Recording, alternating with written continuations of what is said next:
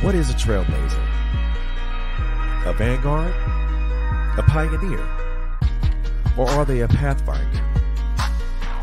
Well, a trailblazer is all those things, and so much more. Welcome to Trailblazers Radio, a unique podcast platform that speaks on a multitude of subjects. Our goal is to educate, edify, and entertain. We are unafraid to open those closeted doors, and no matter what, we tell it like it is. Period. Like and follow us on all social media platforms, and listen to our audio podcast on Spotify, Apple Podcasts, iHeartRadio, and more. Tune in, kick back, and vibe out with us.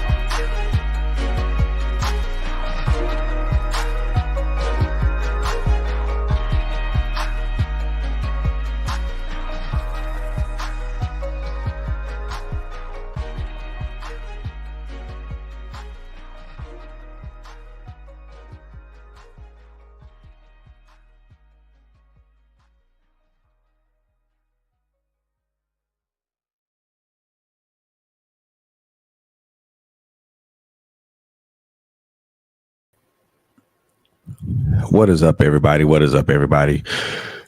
Welcome to Trailblazers Radio. I am your host, Mr. Frederick Beatty, and thank you guys so very much for tuning in with us. You guys could have been anywhere else, but you guys are right here with us, listening or watching us, and that means a lot to us. As we always state in the beginning of our broadcast, make sure that you continue to like and follow us on our various social media platforms: LinkedIn, Instagram, Facebook, YouTube, as well as TikTok as well. We are on YouTube at Trailblazers Radio. We are on the road to 100 subscribers, so I most definitely would appreciate it if you would go over to our YouTube site and subscribe to our channel. But only subscribe to our channel if the content is something that you resonate with. We also have a website, www.trailblazerradio.net. Check us out over there as well. And as always, I want to always thank each and every one of you who tuned in to us today, or tonight, whatever you're watching this particular stream. It means a lot to us. We most definitely want to thank our listeners and our viewing audience for continuously supporting us. It means a whole lot to us. I personally want to thank my host, Quint Jones, Coco Fenton, as well, and also the irrepressible Miss LHG for continuously putting out good content and I won't even say good content, great content for our listening and our viewing audience. And I also want to tell you guys that it is very, very much appreciated. So I was going to do a couple of announcements, but I think I'll do them a little bit later on in this particular broadcast. But I want to welcome you guys back to the check-in. This is a particular show that we talk about everything mental health and things that are not directly related to mental health, but we talk about all things mental health here in this particular show. If you've watched some of the check-in shows that I've done recently, most of them have been centered upon my own experience with maybe the last few shows centered on excuse me, postpartum depression with Miss Joy Katanga Dabo, which was a great series, man. You guys can please go check that out on YouTube, man. It was a great series. I think you guys could glean a lot of knowledge from that. But this particular show is going back to my own personal experiences, and I don't plan to be before you guys very long. But I want to do this stream today because I wanted to talk about the failure or the perceived failure of a healing process.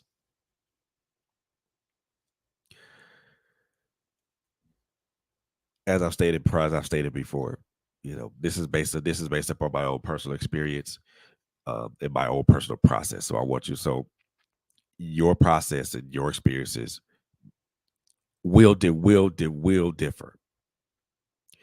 So I would just want to put that disclaimer out there, uh, because a lot of people will look at it and say, "Well, that's my process too." When in some instances, it may not be your process.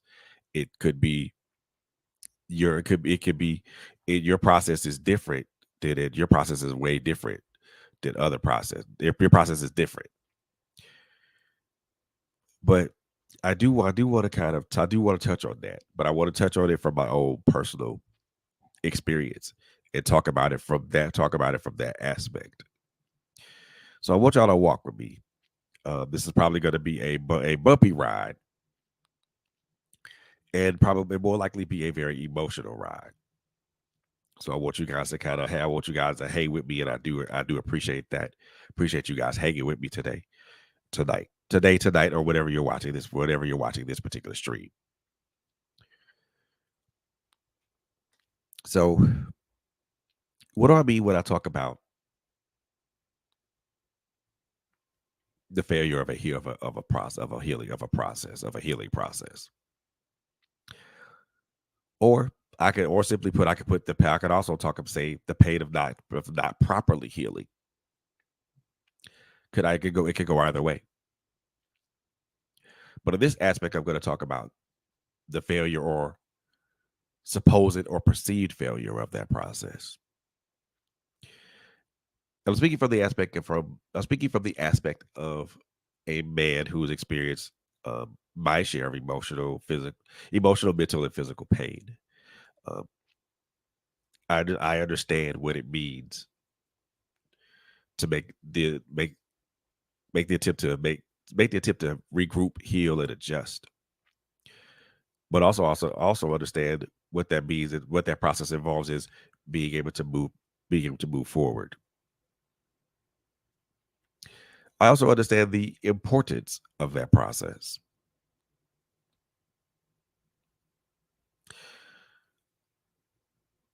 I understand that it's important that process is important for us to be able to have forward movement, to be able to see things in a different light, to see things in a different way, or see things from a different perspective. And I do believe that those perspectives that we view in our healing process are important for us, are important for forward movement, for forward momentum, and for to get forward momentum and also to maintain forward momentum. But what happens when that process fails? What happens when certain aspects of that process lead you down the road of failure?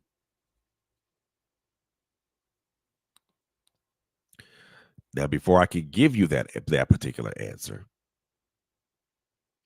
I want to first I want to first talk about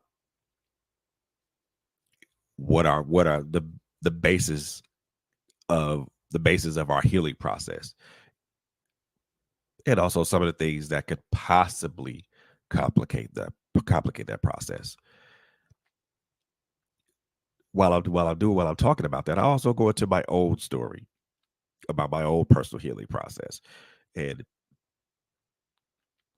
where I am, where I'm not, and where I want to be in that process. So first of all, kind of let's put this out there. Let's put this out there. Really, let's put this out there now. What is what is a healing process? A healing process is the process of us being able to understand what we've gone through or what we've experienced. It is also the process of not only understanding what it is that we experienced, but also learning the lessons from the experience.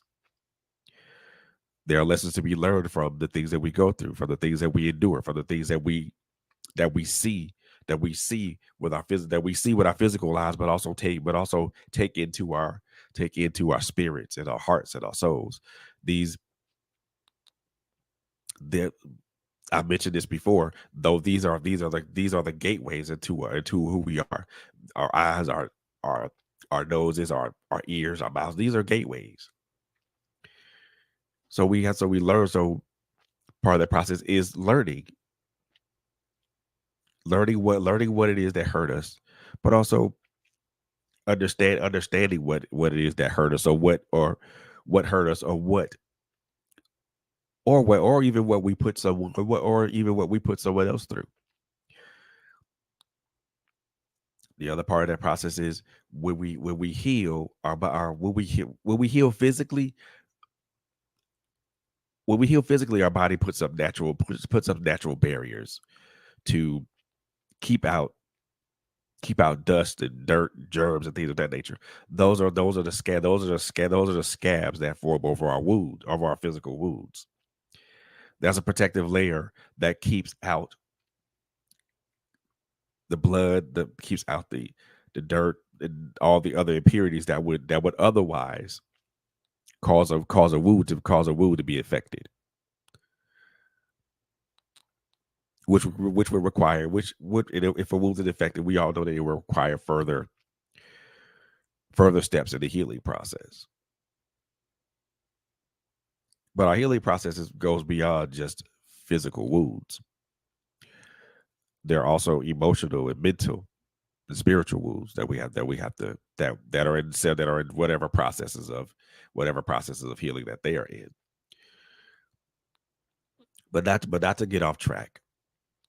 A healing process is a process that number one brings us understanding. Number two grants us lessons. More importantly, more importantly, it allows us to see things in a different or fresher perspective. Why do I say that? I say that because perspective is the thing that we all use or we all utilize when it comes to how we see things, how we view things, and how we experience things. Right? When we go through that hurtful or that painful experience, and we're in whether part of our healing process we're in, we gain a different perspective on that problem, on that thing that hurt us, which in turn pulls out the lessons that we learn, which in turn gives us the understanding that we need as far as that process is concerned, as far as that is concerned. So to me, the basis of our healing process is rely God is to me, at least to me, and we can kind of we can agree to disagree or we can debate on this because I know that what I'm saying could or could not be right. But for me, it's just those three things are the basis of what a healing process entails. Now there are other things in that process that make each of our processes unique to us, and those are so many different variations, and we could there's such a plethora of things like that, and I could go on all day and talk about that and talk about those things, but it would probably take up the rest of this show. What I want to do is talk about what happens when that process fails.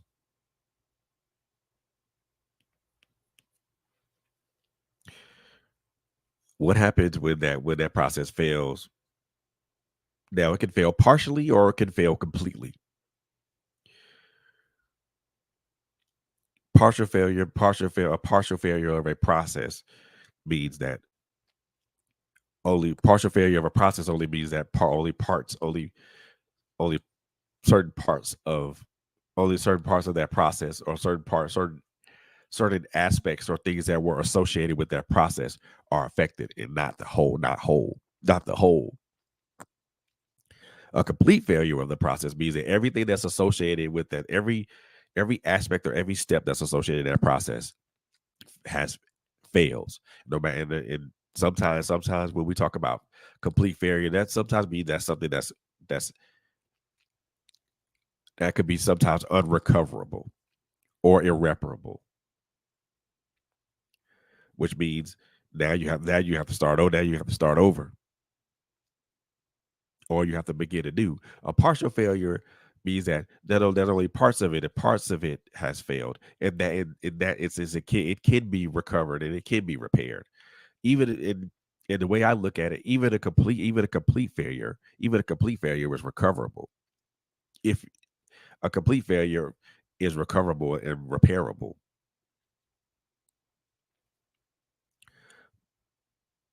but we have to understand what parts have been affected and what parts have not been affected and what parts need to be repaired. Complete failures can be repaired, y'all. Complete failures of a process can excuse me can be repaired, y'all. They can be. Excuse me. And we have to look at it from that aspect of it.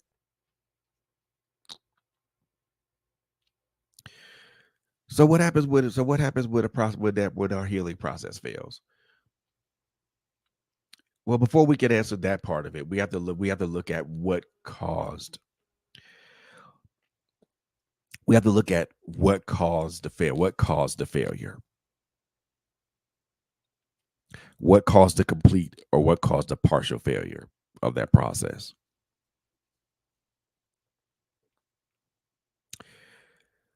Several factors can play into this. I'll use myself as an example. 2015, lost a child to police violence.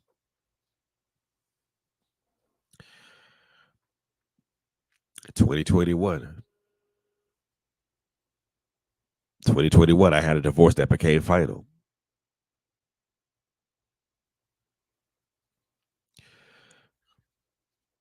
Shoot, between the years of 1997 and 1998, I was exposed to domestic violence from both ends of the spectrum.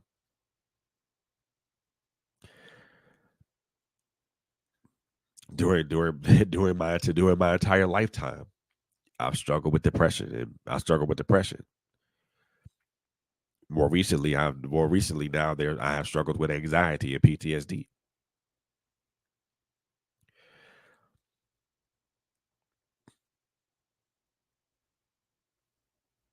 The list could go on and on.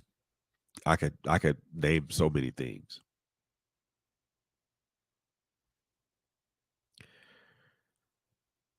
One of the things I want to touch upon. One of the things I want to touch upon is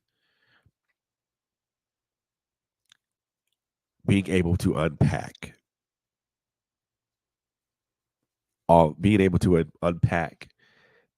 and look at all those experiences and accepting them for what they are.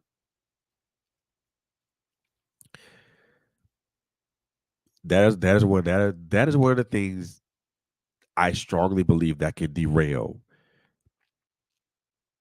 or even partially derail a healing process is not being able to unpack and looking at those things for what they are, accepting those things for what they are, not challenging anything, not trying to offer any pushback or offer any further insight on it, but because honestly the experience has already happened. There's nothing else. There's no other insight that could be offered upon it except the insight of the lessons that should be learned. So not being able to unpack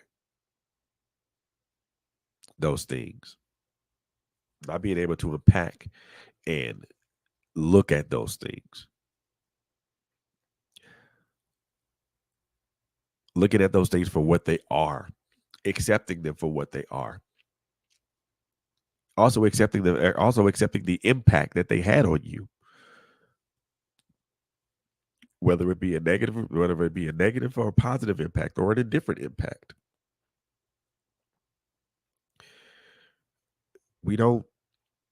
My thing is that we don't unpack that, and we need to unpack that. We need to unpack those things.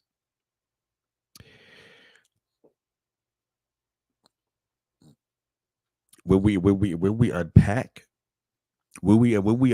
so I'll put it in this particular sense.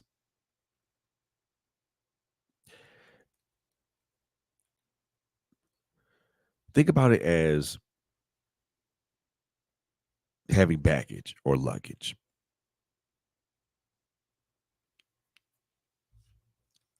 And yes, we all carry emotional baggage. Some of us carry physical baggage. Some of us carry physical baggage too. But look at it from look at it from that aspect of it. Carrying that physical and carrying that emotional and mental and spiritual baggage, and not and continually to carry it around and carry it around and carry it around and carry it around, and not being able to unpack it. Take literally take the suit take excuse me, literally take the suitcase, unzip it, and empty out the contents of it, and literally just looking at it and just either accepting it for what it is and accepting it for what it is, facing it and putting it back in the bag, and getting rid of it, or putting it back in the bag and keeping it. I think one of the things that halts us or stops us in our process of healing is that we hold on to the thing, or things that hurt us, myself included. I'm not exempt from that, because I've done it. In some instances I still do it. So one of the things I think that prevents a healing process, or puts it on the road to failure or partial failure, is that we hold on to the things that we hold on to the things we hold on to the things or the experiences that hurt us.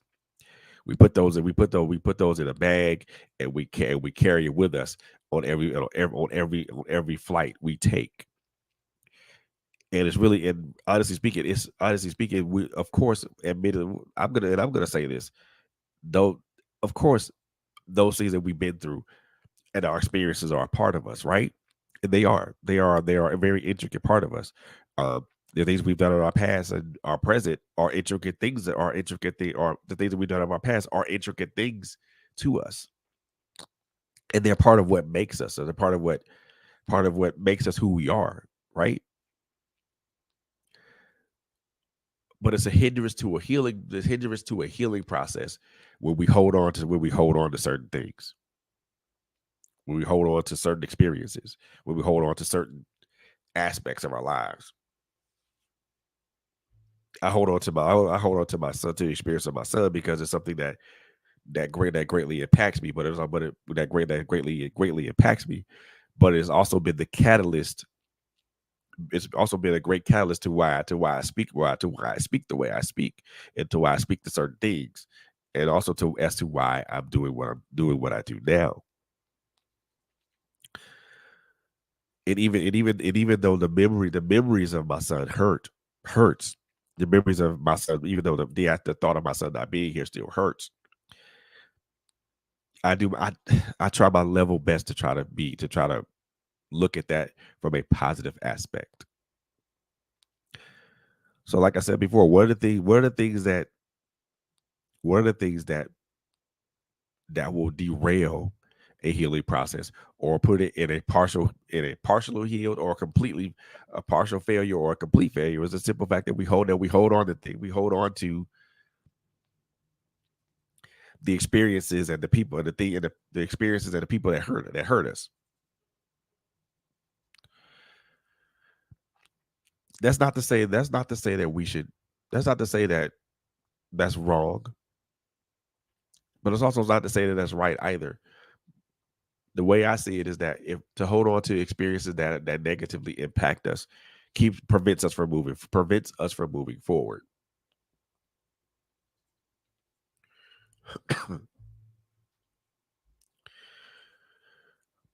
The other thing that I want to kind of put in that I want to put out here in the atmosphere is that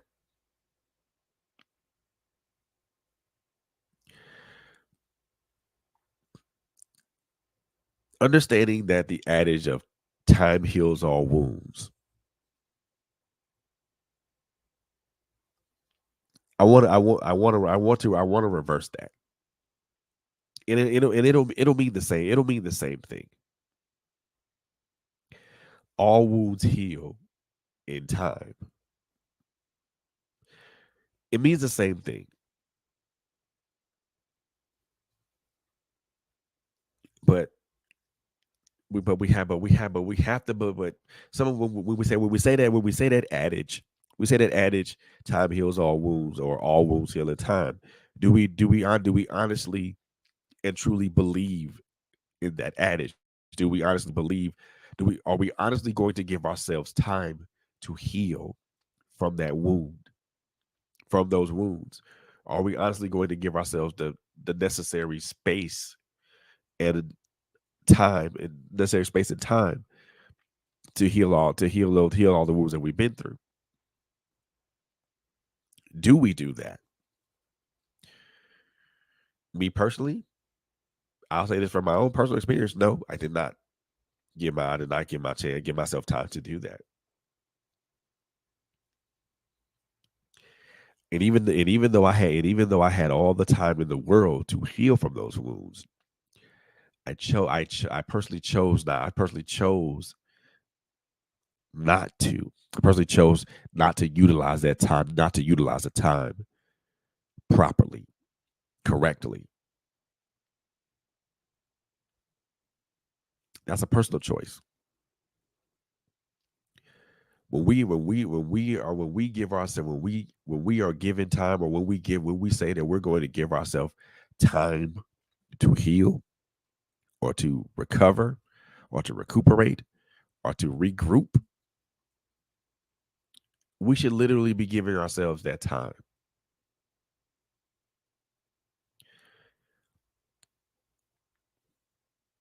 We should literally give ourselves that time.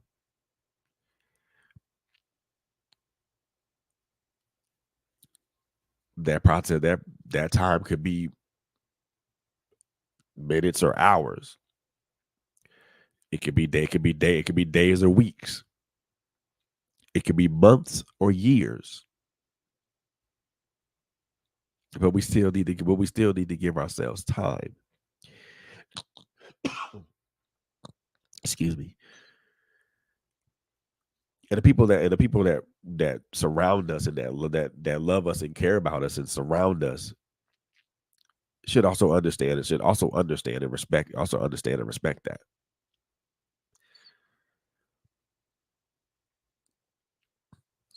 I need time to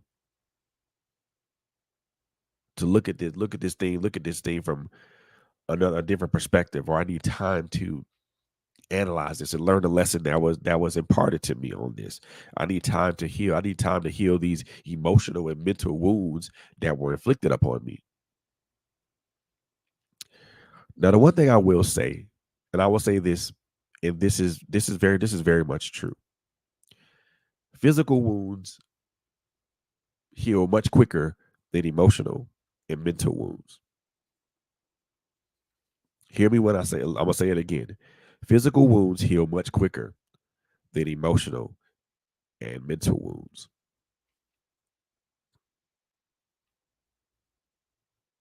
Why is that? With a physical wound is something that you can see. A physical wound is something that you can actually see. You can actually watch. You can literally watch the process of healing.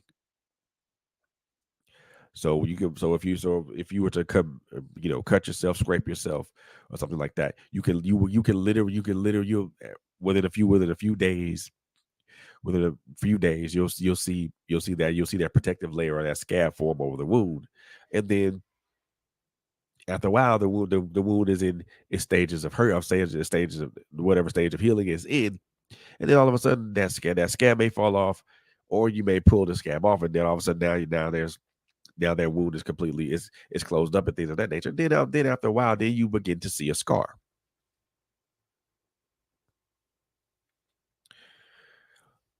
So with a physical wound, you will be able to see the stages of healing. With emotional wounds, you don't know, you can never you never tell you don't you can't tell how deep the wound is. You don't know where the wound came. You don't know where the wound came. Where you know where the wound came from, but you don't know how deep the wound is. Nor do you know in what stage of healing that person could be in. I've always heard this thing that it has to hurt if it has to heal. It has to hurt if it's to heal.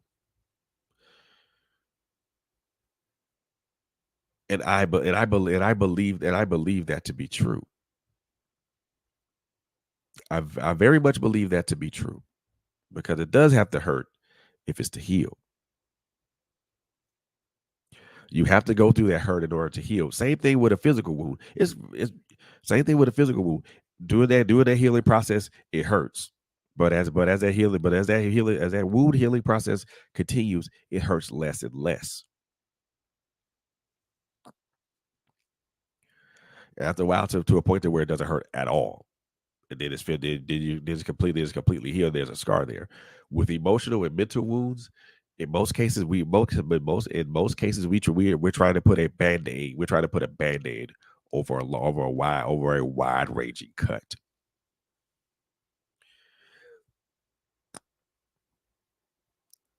And to try to apply a band-aid to a wide ranging cut really doesn't help at all, because it only covers a small portion of the surface area.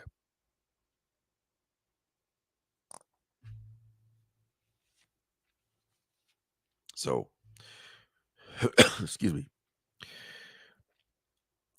When we talk about time healing all wounds, we have to give ourselves the appropriate time to do that. And we have to allot the time to do that. And we have to give ourselves the grace of that time. In some instances when we go through or some instances when we go through our healing process, we don't give ourselves grace, or the time, or we don't allot ourselves that time to heal, or even the time to analyze, time to regroup and and redeploy, or whatever we do in our healing process. I'm a strong believer of the adage "time heals all wounds." I'm a strong believer of that adage. However, in order for that adage to be true, we have to give ourselves that time.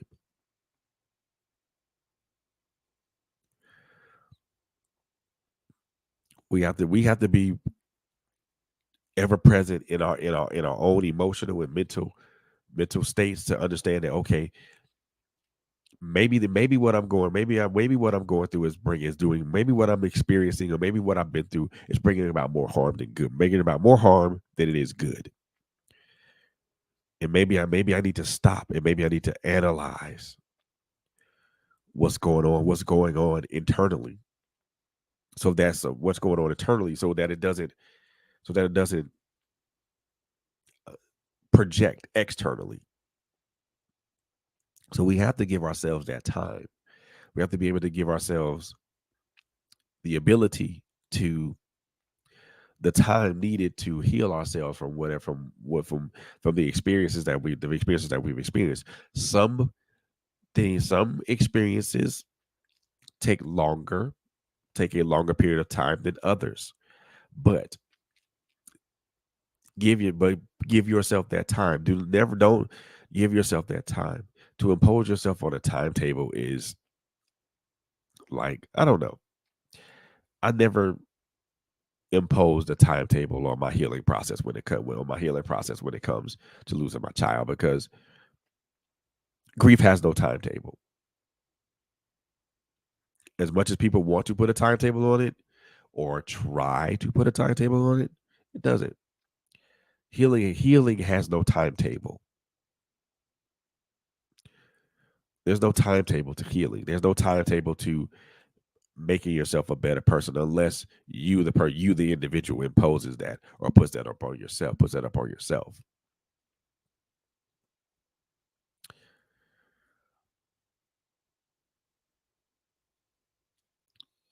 So we talked about unpacking. We talked about giving yourself time.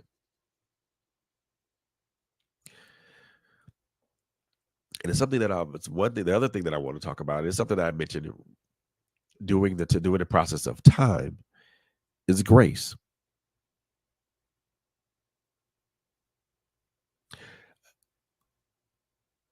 I mentioned two things that could derail that could cause a complete or total failure of our healing process. One of those is the the refusal or the ignorance of the refusal of unpacking. The other thing is they're not giving yourself time. The other part of this is not giving yourself grace. We don't give ourselves enough grace.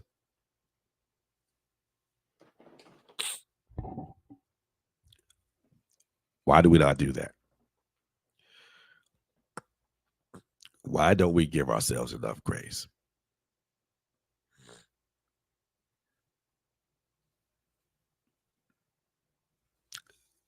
A simple question with a complex answer.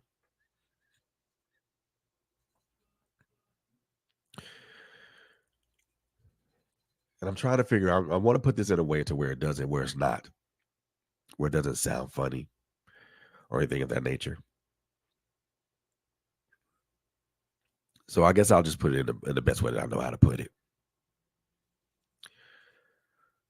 We don't give ourselves grace when it comes to our personal experiences and things of that nature. We tend to beat ourselves up when something happened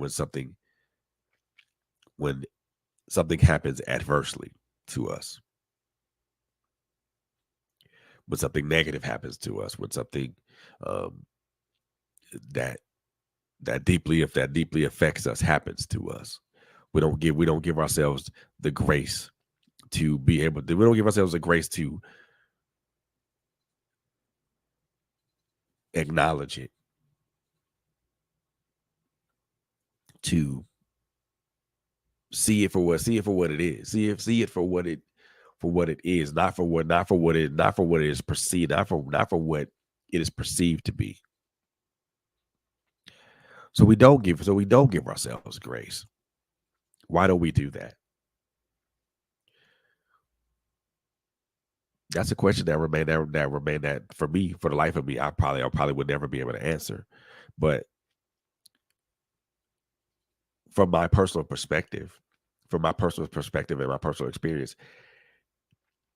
I didn't give myself grace when I was in my healing process, when I was going through my process and my experiences, because I felt I didn't deserve it. And that answer might be the consensus. That answer might be the consensus for a lot of people.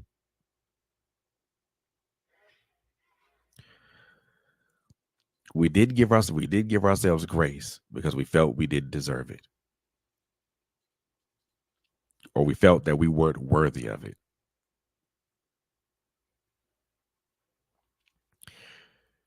First and foremost, let me say this: we are human beings. and we are going to make errors. We're going to make mistakes. There are going to be lapses in judgment. There are going to be there are going to be there are going to be things that we misunderstand, that we that we under or overanalyze. There are going to be situations to where we say something or where we do something that is either egregious, that is either egregious or not egregious. So that goes with the territory. We're human. We're going to make mistakes.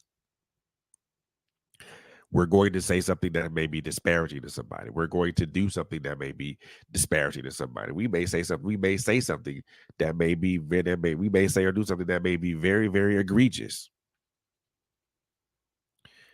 to somebody. We may experience something that was very, very disparaging or egregious, or in some cases very hurtful and very damaging to us.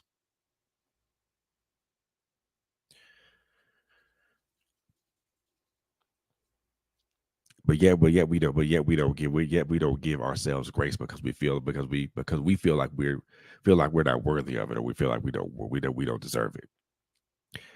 Another part of that is forgiveness of self.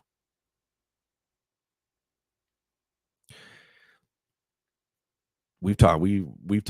I know that through a lot of these check-in videos and shows that I put out there, I've always talked about forgiveness of self and forgiveness of others. This is another aspect of that. It is so very important to forgive yourself because of, especially if it was something that happened to you, and you were when that happened to you, and you had no part in it, or you played no part in it. It's important to forgive yourself because it's at this point is done. At this point, whatever happened is done and over with. Forgive yourself because just forgive yourself. Forgiveness is for you. It's not for the person that violated you. It's not for the person that hurt you. It's not for the person that brought about this cataclysmic change in your world, or change in your perspective, or change in change on how you view the outside world, or change in how you view people. Forgive yourself. That person's actions may have changed how you view things. It may have changed your viewpoints on certain things, but still forgive yourself.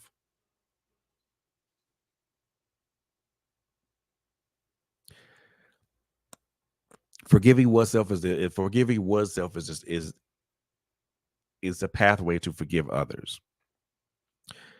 And while I'm mentioning forgiving others,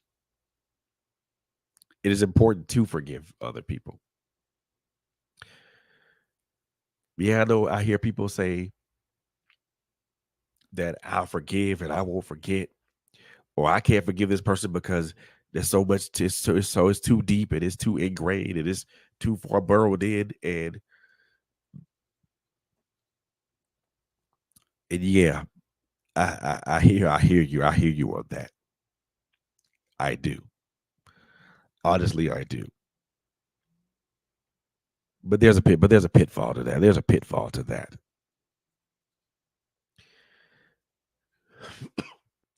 There's a very large pitfall. Excuse me. We don't forgive other people for hurting you. We don't for, we don't forgive other people for hurting you. You put yourself in bondage,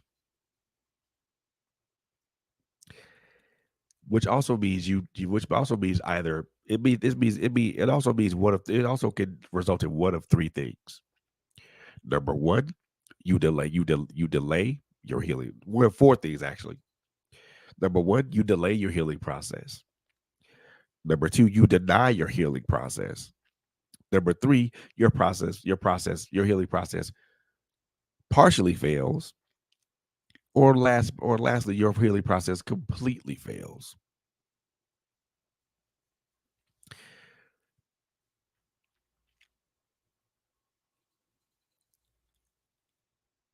If you can forgive yourself, if you can forgive yourself, you can forgive others.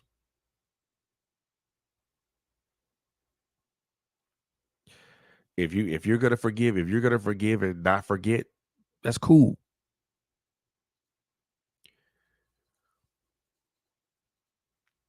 If you're gonna forgive and forget, again, that's cool. Both of those are good things to do, but understand that forgiving and not forgetting still holds you in bondage, because if you're gonna hold on to that memory, then you really did forgive that person for harming you. And yes, I know that there are some things that some people will say that are unforgivable, that are unforgivable acts. So I get that. So I get that. However, it is very important. I find it very important to forgive. I find it extremely important to forgive yourself and forgive others. Forgiving yourself and forgiving others helps that healing process go much smoother, because it allows you to bury those excuse me, those things from the past, and keep them buried where they are. Keep them buried in the past.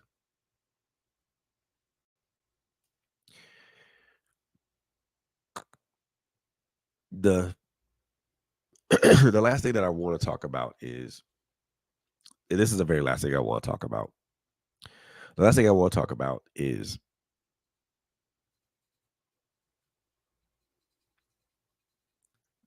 and I want to make sure that I put this in a way to where it's understood.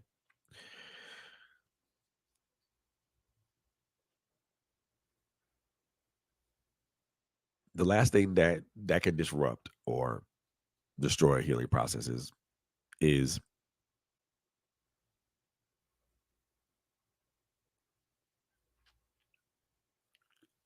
going along with the notion that going along with the notion that thinking that your healing process is complete. They're going along with the notion of thinking that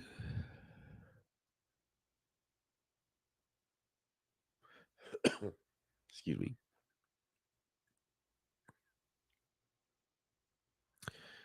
I'm trying to find the best way to put this.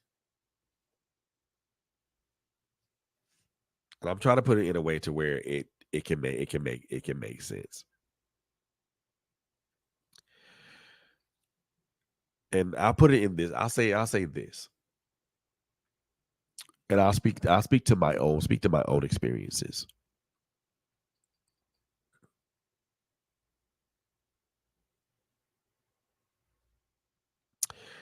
I personally thought that I was in my healing process when I moved back to Georgia, when I came back to Georgia from Florida. I honestly thought I was on my way when I made the vow to change and be a better person, thinking that by severing ties and pushing forward, I was gonna be on my way. I was wrong. I was wrong. Now I'll say this: I did make the vow to change and be a better person. So that is something that is in pro. That is something that is in pro. That is something that is in process.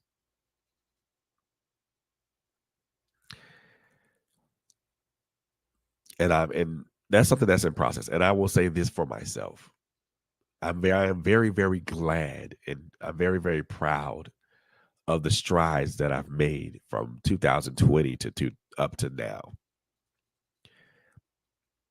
For me, this is like a night. It's like a night and day type, the night and day type of transformation, and I'm happy, and I'm very happy with that. But I also realize with me, there's more work to be done. There's so much more work to be done. The other thing that I thought about was I is The one thing that I must say that possibly could have derailed my process was not realizing what process I without realizing where I was in my healing process, whether I was in healing mode or whether I was in recovery mode or whether I was in in move forward mode. And that's the other thing that can derail or destroy a healing process, not knowing where you are in not knowing where you personally are in that process. We can say that we're healing, but do we know we can say that we're healing, but do we know where we are in that process? Do we know what stage we are in what stage we are in that healing process?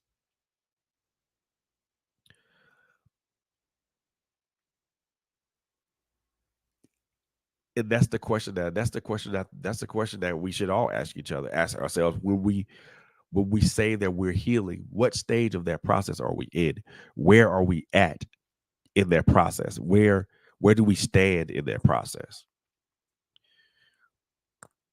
Are we making strides to be a better person? Are we making strides to be better people?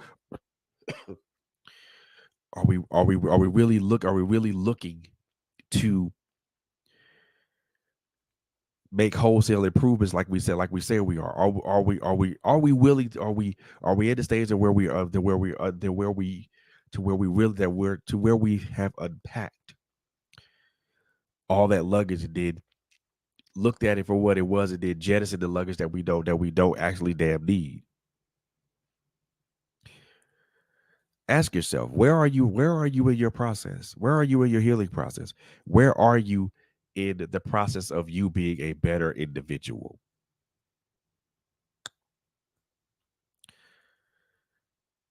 Key the other aspect of that is key is, are you able to acknowledge that part of it? If I'm in this stage, if I'm in a specific stage of my process, I should be able to to verbalize that and acknowledge that, because because I know that's where I am emotionally. I know that's where I am mentally. I know that's where I am where I am psychologically.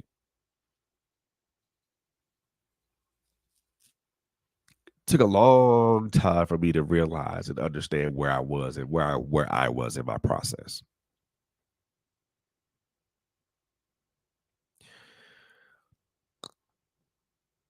Took a long time for me to realize that.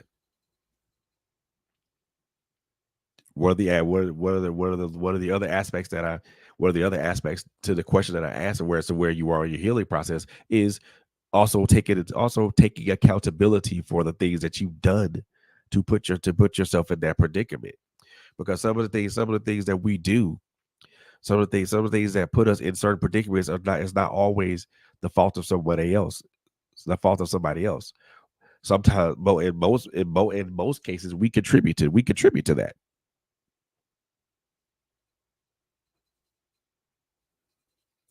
So in most cases, some cases we contribute to our own mess. But sometimes we blame the person that hurt us for doing that. Well, of course you're gonna blame the person that hurt you for doing that, but at the same instance, there was also a choice. You also had a choice in the matter. You could have chosen not to go a specific direction, so you would not get hurt. You were maybe also you were showing warning signs of what was the of what it could be, but yet you chose to ignore the warning signs, and yet you're still yet you're still in the predicament that you're in now. So yeah, with asking the question where you are in your healing process, also understanding that there's accountability attached to that.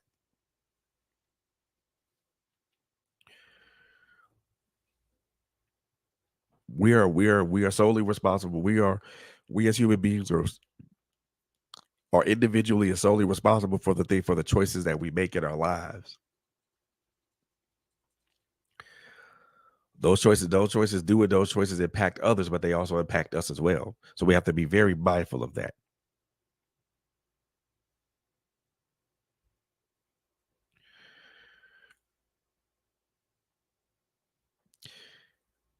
In the process of healing, also in the process of healing and unpacking is a very painful and multi-layered process because number one, you're healing by healing, you're peeling with layer after layer after layer after layer. And then you're unpacking bag after bag after bag until you and then you're also confronting you're confronting the consequences of the choices that you make that you've made. You confronted the choices, also the consequences that follow those choices.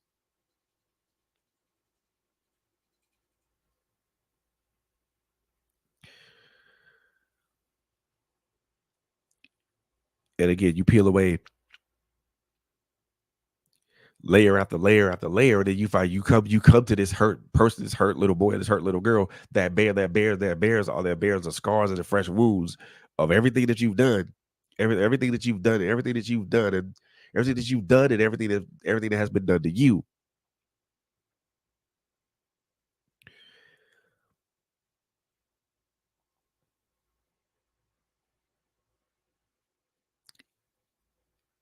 And our first instinct is to put our arms around this person and protect them and hold them and keep them and protect them from more hurt, from more harm and more danger. When and what all truth and reality is that that's not really what's needed. This hurt little boy or little girl is already bears the scars of our youth. They bear the scars of our youth. They bear the scars of our adolescence. They bear the scars of our they bear the scars and wounds of our continued adulthood.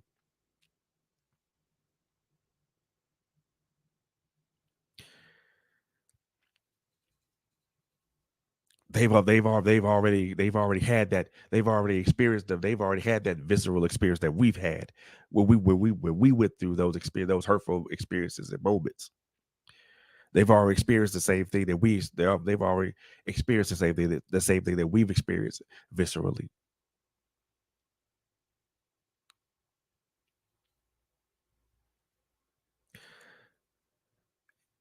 And every time I say this, the aspect is to want to protect. No, now the aspect is to be mindful, to be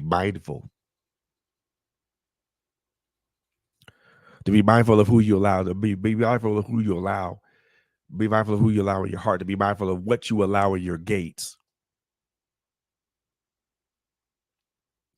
Be mindful of how you speak to people. Be mindful of how you are spoken to.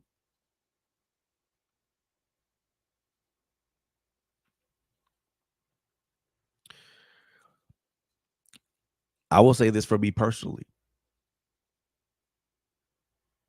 I disrupted and derailed my healing process because I disrupted and derailed my healing process because I had not truly unpacked my son's death. And I had truly not unpacked what the effect it had on me.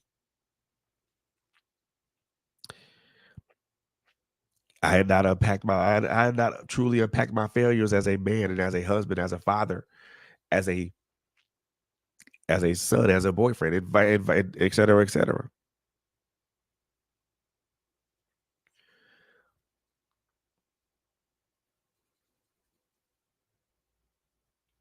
I know in certain aspects of me that I am a better person.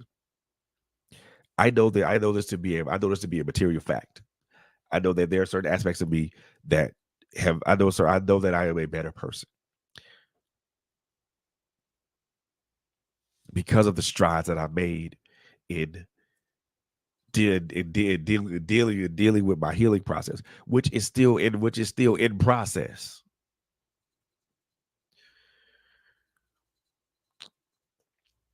I don't think healing is a process that ever ends because we're always going to be emotionally and physically hurt at some point, and we're always going to be either emotionally hurt or physically hurt. So it's just another aspect to add to the process.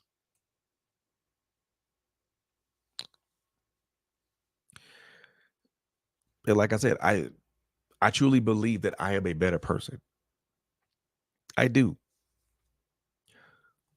there are some days that I walk around that I feel that I can take over the world, but then there are other days that I feel that I just can't.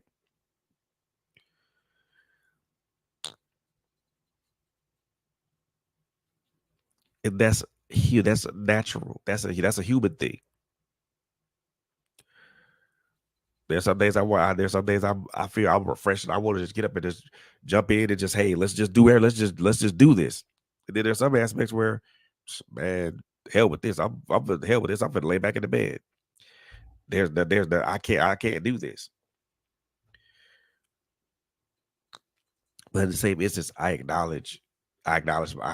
to acknowledge. I had to really, really look at my healing process and see what disrupted it. What disrupted it? What was going to derail it? Or what did derail it? What did disrupt it? What caused it to what caused that process to be delayed? What caused that process to be denied? What caused that process to partially fail? What caused that process to completely fail? I had to look at that, and I still look at it to this day because, like I said before, there's no way that we're going to not there's no way on this planet that we're not going to feel hurt, that we're not going to feel physical hurt, or we're not going to feel emotional or mental hurt. As human beings, this is an accepted and this is an accepted aspect.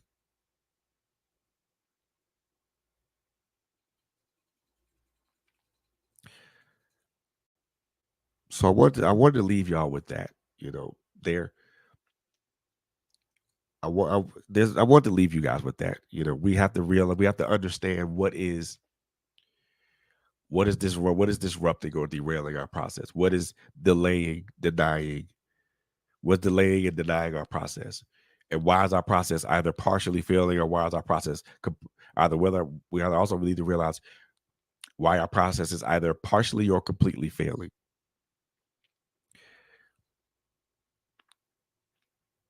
I do want to do a part two of this. I also want to bring Coco Quinn and LHG into this because again, our healing processes are different, but they all stay on the same basic premise. But what aspects of our healing process are we acknowledging, and what aspects are we not acknowledging? What's causing the delay? What's causing the denial? What's causing it to fail or partially fail? The four or five things that I mentioned are probably just probably just more than likely scratch the surface.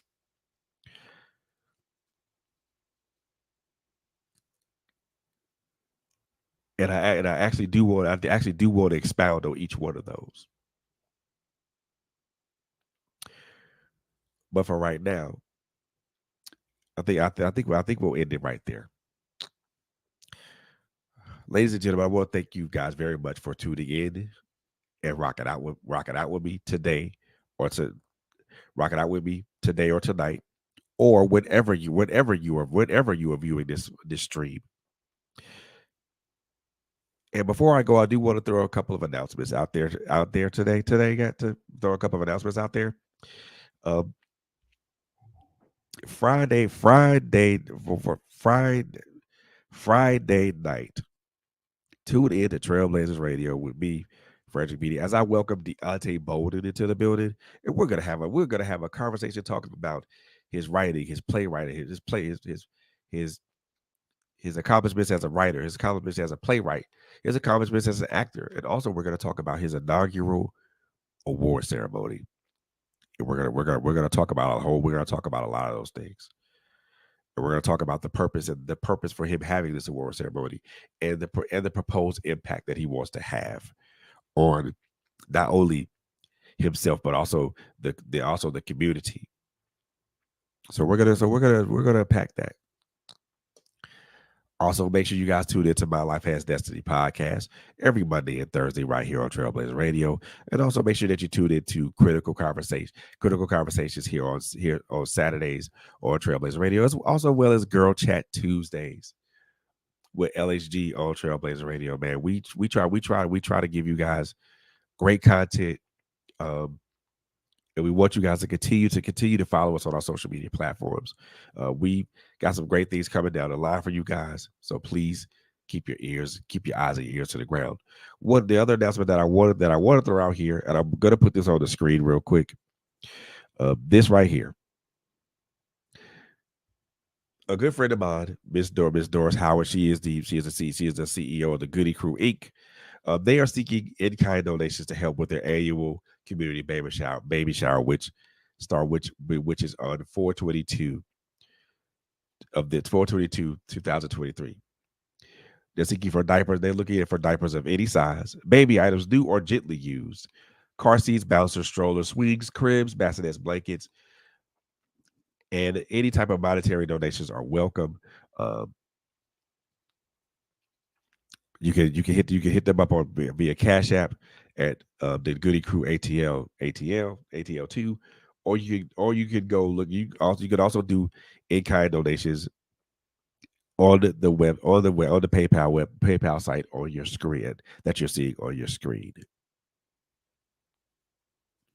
So I want so please so if you're in the Atlanta area and you are a now this annual community baby showers for new and expected moms. So if you are a new and expected mom, um, make sure you guys check this out. Registration will be done on event was it's done on Eventbrite. Um, I'm sorry. I do apologize. I didn't have the website available at the time, but I will make sure that the website is. I'll make sure that I post a website on my show with Mr. Bowden to make sure that people that make sure that if you want to register, you can register. So that is one announcement. That is one of the announcements. The other announcement that I want to say is that I want to congratulate my my aunt, my auntie May Apostle May Sanders for the release of her book. Man, I am so proud of her. I am so proud of her. She has a phenomenal book that's out right now. It just released in May. It just released in actually I take that back. It released in March. It is live now. So I want you guys to go check out this book. Um, the name of the book is called Kingdom Faith in the Mustard Seed by Apostle May Sanders. It is a great book, a great read. Um, and I strongly believe that those that read this book will be infinitely affected by this, infinitely affected, and also empowered by this. But also, I think this will also impart knowledge as well. Um, The book is available currently on Amazon, also on Barnes and Noble as a paperback. Um, so please, number one, I'm congratulating my auntie Apostle May Sanders for releasing this book, but I'm also letting everybody know where this book is, and where it can be purchased at. Um, I do believe that this book is going to be something that's going to be life changing, and it's going to be very impactful for a lot of people. A lot of people. Kingdom Faith in the Mustard Seed, available on Amazon right now. Go get your copy today. Go get your copy today. And as I stated before, guys, that's going to end this episode of the check-in with me, Frederick Beatty. Make sure you are following us on all our social media platforms, and make sure that you continually tune in to us um, as we continue to strive to make new content and new kind. We put out new content. Um, the goal for us here is that we continue to impact lives, that we continue to change lives, and that we just continue to do what we do, impacting lives one podcast at a time, telling it like it is, and telling it like it is, and being unapologetic about it. So, with that being said, guys, gonna take you guys home with this with a video that I did. So, with a video called Real Talk. Want you guys to enjoy this, and as always, you guys have a wonderful day and have a wonderful day or evening, whichever one, and we'll see you next time. That's Hunter. Yeah. Mr. Angry Man is back. I'm back. That's right. Y'all ain't know that I can rock like that. Y'all ain't know that I can rock.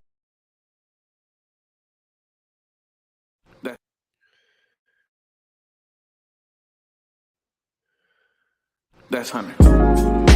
Yeah. Mr. Angry Man is back. I'm back. That's right. Y'all ain't know that I can rock like that. Y'all ain't know that I can rock like that. Nah. Y'all ain't know that I can rock like that. Y'all ain't know that I can rock like that. Listen. Y'all ain't know that I can rock like that. Y'all ain't know that I can rock like that. Y'all ain't know that I can rock like that. United we fall, divided we rise. That's all they ever see when they look in our eyes. I ain't the least bit surprised, and I don't even ask why I study. Looking for love and all we get is despise. They proper lying, what? Meaning they falsely prophesying, talking about we really living, but we steadily dying. Tired of mothers crying and fathers silently raging. There's gotta be a way to escape this situation now. Yup. Come on. Verse 2. We search for brighter days to escape the maladies, giving homage to the folks that passed away. I speak life with the words I say, and that's the weapon I use to keep the evil at bay. I don't play when it comes to mine. My rhymes speak of a revolution this time. It's by design, and I'ma drop this deposit. So if you scared, take your ass to the closet. Why? Let me tell you this. Let's go. I got one more verse for you. Get them off of that verse. Listen to me now. Verse 3. I drop gems, representing lugs and Timbs with backpacks. I got props like Black Moon, they want effect like Dimes. I'm going mic like Nas. I'm the southern playalistic cat that beat them odds. I'm coming out hard. We coming out hard. Yes, sir. Y'all didn't know that I can rock like that. Ha. One time for your mind, representing for the deuce. That's right, put it down for the deuce tray. Let's go, Mr. Angry Man. Ha ha.